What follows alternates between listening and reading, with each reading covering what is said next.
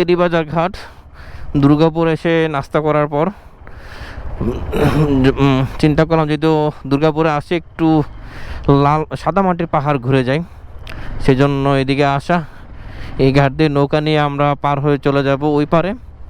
যদিও 2 বছর আগে আসছিলাম তখন নদী এত পানি ছিল না, নদীতে অনেক পানি কম ছিল। আজকে অনেক পানি দেখা যাচ্ছে। সোমেশ্বর নদী যেটাকে বলা হয়, এটার নামে সোমেশ্বর নদী।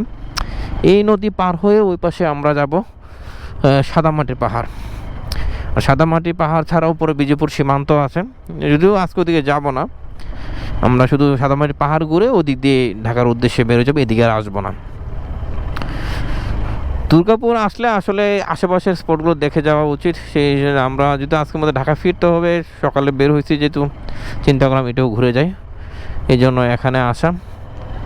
আমরা প্রায় 4টা বাইক আসলাম, আর 3টা বাইক আছে, 7টা বাইক সাথে যাওয়া যায় কিনা কি জানে, দেখা যাক। নৌকা ওই পাশে গেছে, ও 2টা নৌকা আছে, আরেকটা নৌকা আসলে আমরা হয়তো যাবো আর কি পাশে।